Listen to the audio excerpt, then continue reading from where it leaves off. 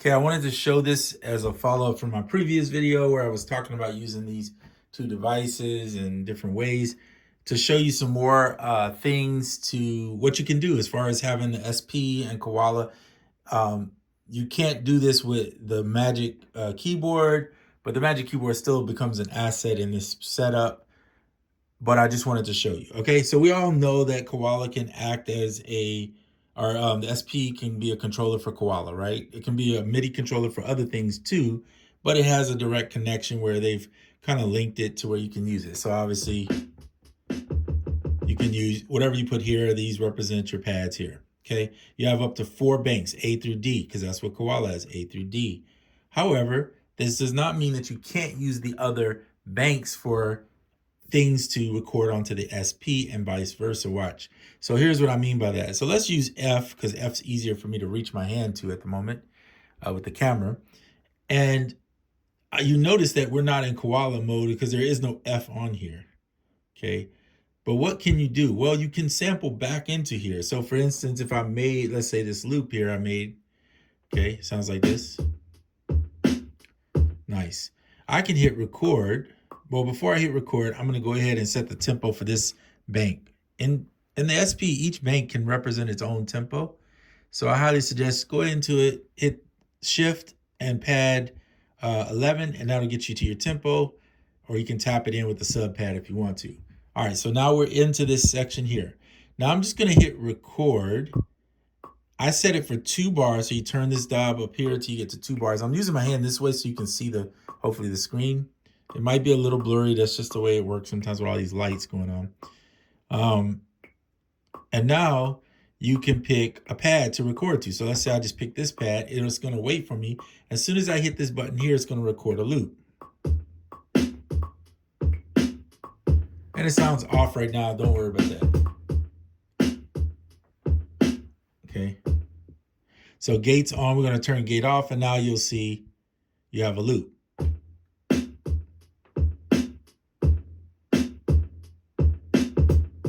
And it's a perfect loop, which is great because we set the bar count of how many bars per this pad, and we know this is a 2-bar loop. So you can see, well, kind of you can see right there. The lighting can be a little wonky with my hands probably going in front of the camera, so I'm gonna try to keep that in mind. All right, so we did that. So that's one thing you can do.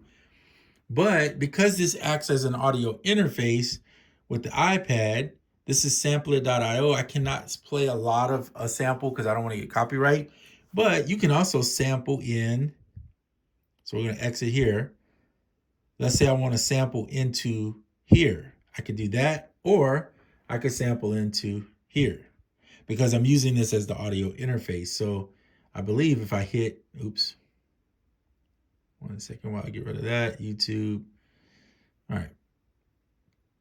So I believe, if I'm not mistaken, I'm going to go back to F so we stay on the same one. But I'm going to just press on. Well, first of all, I'm going to get rid of that and go back to mic. If you go back to mic, let me make sure I clarify that. If you go back to mic, this becomes the mic. See, now if you don't have an interface hooked to this, an audio interface of any sort, if it's not hooked to this, your mic is going to be your iPad's mic. But because there's an interface hooked to it, the mic should be here. So you could, in theory, just press a pad. I'm not going to play a lot of this track. All right, that's enough. I don't want to get copyright strike. So let's move this out of the way so you can see it.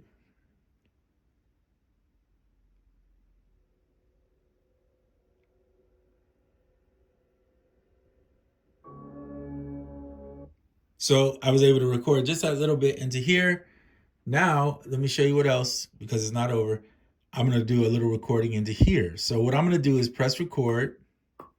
I'm going to go ahead and just, if I don't know how much of a bar I'm going to put, I'm just going to do infinite, all the way to infinite. I'm going to pick a pad and then play.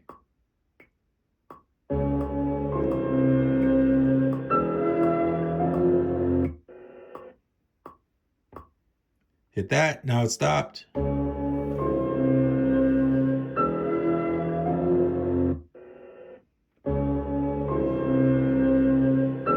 You see the benefit?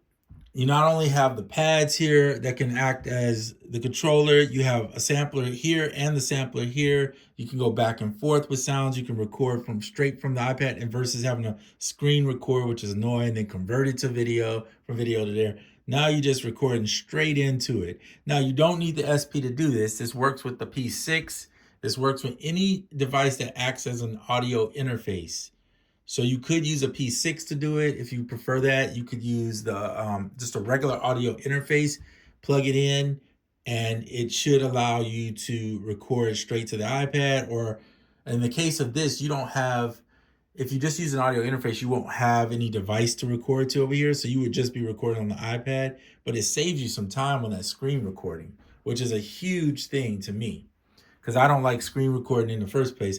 And now I can move across this timeline in this video and pick various points where I just want to record, and I don't have to record the whole thing to capture that moment. I could just make it simple. So this is a lot more than just an SP, as people say. As they say, oh, it's just an SP, it's just an effects box. Well, not really. And I didn't even do recording in with effects on, because I could put vinyl crackle on something while I'm recording it, or cassette sim, or other things. Now, how would I do that in the iPad? Well, then I would use AUM. But the problem is right now with AUM is that you're going to have to do a bunch of routing, extra routing that maybe you don't want to do. I don't know. Everybody's different as to what they like or don't like. I'm just showing you options. Take it or leave it, right? You either want to use it or you don't. And I'm not tripping if you don't use it. I'm just showing you some options that you can. If you have an SP and you haven't used it in a while, pull your SP out, use it as an audio interface to record.